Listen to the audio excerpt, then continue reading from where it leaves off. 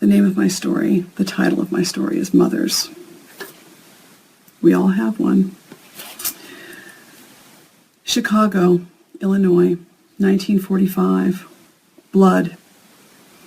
It never occurred to her there would be so much blood.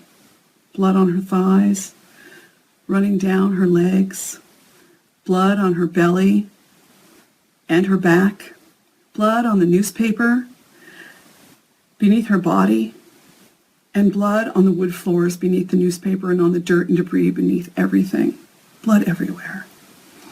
The old doctor seemed unconcerned. He patted her leg with a folded newspaper. "We're done," he said, his voice raspy. She could smell the rye whiskey on his breath. He moved away, and out of the corner of her eye she could see him packing away his tools. Shiny, metallic, medieval-looking gadgets with very sharp ends.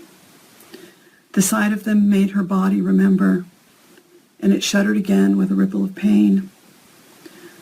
What about the blood, she thought. The old man, Doc, that's what her mother always called him, only Doc. He leaned over her again and he said, "I'll get your mother." The girl tried to nod as another wave of pain rippled through her. She could hear boat horns in the distance and the wheeling caw of the gulls. Then she heard the light footsteps of her mother arriving from a nearby shop.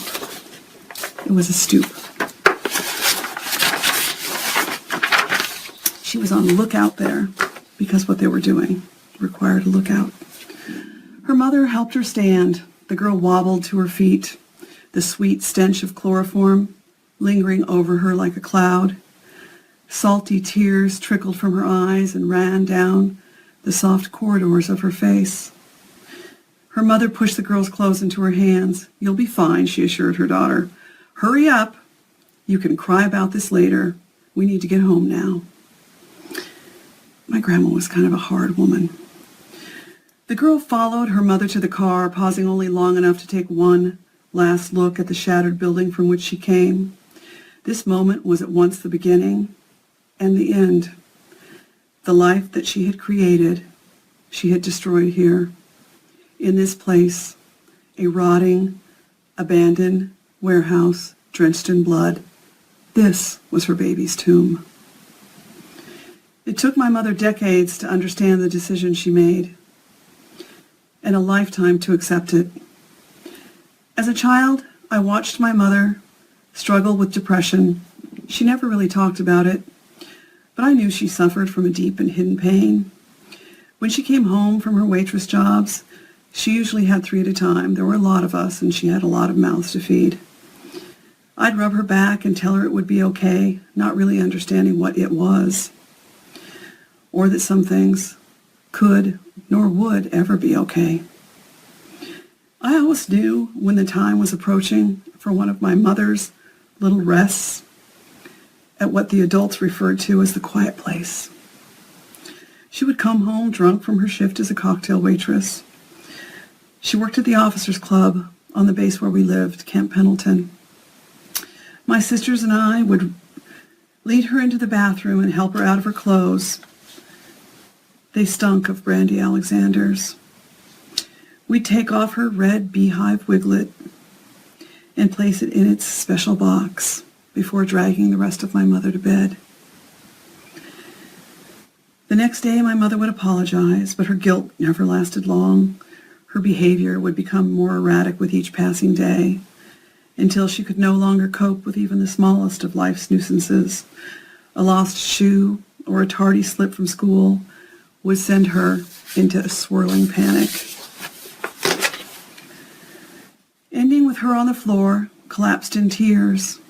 On the days that finally broke her, a car would appear. My mother would be gone for a week or 2 at a time. I remember the one occasion that my father took me to see her. He and I walked hand in hand down the hospital hallway with linoleum floors polished to shine like a mirror. The surrounding white walls closing in on us like a tunnel. White women in long white cotton nightgowns and slippered feet walked past us like ghosts. My 6-year-old mind wondered if they were really walking or merely floating inches above that floor. My father jerked my arm. "We're here," he said. "You must be very quiet so you don't upset her." We entered my mother's room to find her sitting on the bed. Her empty green eyes opened wide with new life when she saw me. She patted the space beside her.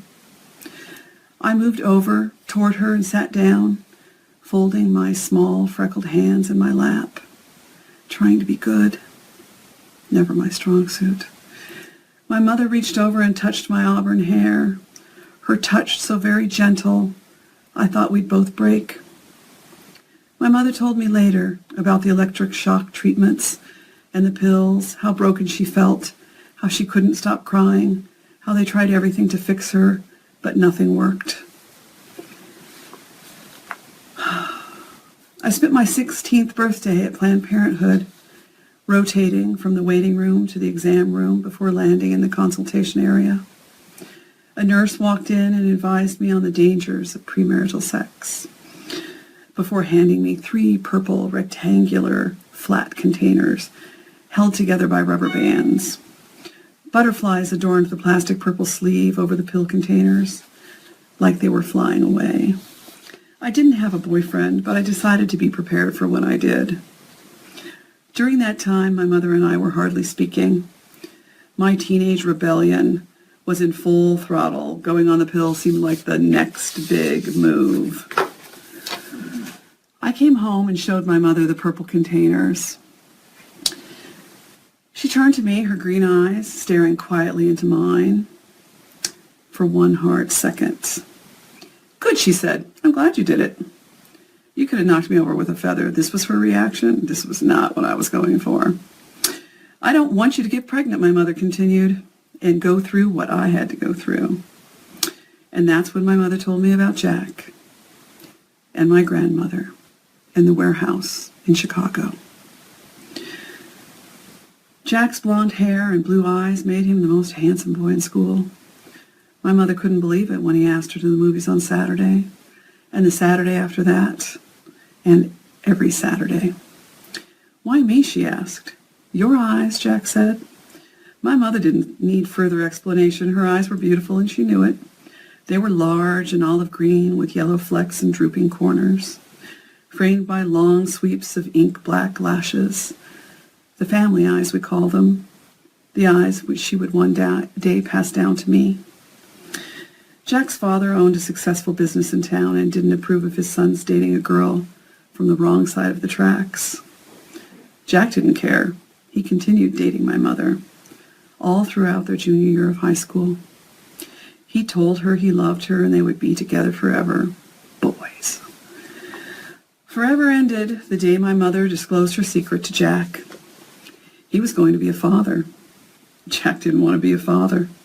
And my mother's eyes, as beautiful as they were, weren't enough to tie him down to responsibilities he hadn't asked for, even though he participated in them. Jack never spoke to my mother again.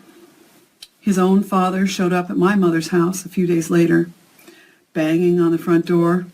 My grandmother invited him in. They walked back to the sitting room and closed the door behind them. The end result: Jack's father would pay for the abortion. My grandmother would arrange it. My mother spent the weeks after her abortion mostly bedridden, sick with guilt and depression, hot with a fever, to the point of near death. My mom followed Roe versus Wade closely.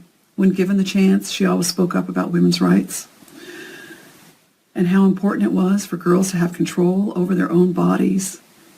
But I never knew why it was so important to her until that day in 1976 when she told me her story. As I grew older, my mother and I grew closer. We spoke more frequently.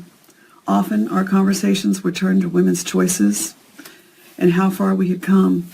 She expressed her gratitude knowing her daughters and her granddaughter would not have to risk their lives the way she had, that we had a choice. No one could force us to do anything. She would say all of this with a smile, her green eyes shining. According to the website, Our Bodies, Ourselves, the number of illegal abortions that occurred in the United States during the 1950s and the 1960s are estimated to be between 200,000 and 1.2 million a year. The fact that the estimate is so broad is a testament to the shame and the secrecy ascribed to the choice to end a pregnancy. Prior to Roe v. Wade, as many as 5,000 American women died each year as a direct result of unsafe abortions.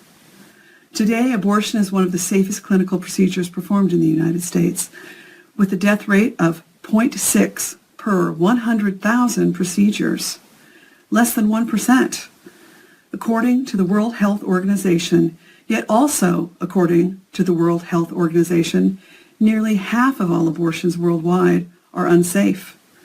And nearly all unsafe abortions, 98%, occur in developing countries. In countries where abortions remain unsafe, it is a leading cause of maternal mortality. That's unacceptable. My mother was one of the lucky ones. She survived her ordeal. But in some ways she didn't. I can't help but wonder, what if she had been given the right to a safe and legal abortion? What if she had been given autonomy over her own body? Would she have had a normal life, one free from shock treatments and pills, one free from depression, one with less fear? My mother died 29 days after my first granddaughter, Ellie, was born. When I looked into Ellie's green eyes for the first time, I made the same wish for her that my mother once made for me, the right to live the life she chooses and to live it well. And I want to add that every day I make that wish for all the little girls in the world. I wish for them to have choices, to have autonomy, to have health care, to have love and safety, to have food, to have security, to have shelter. I wish this for everyone.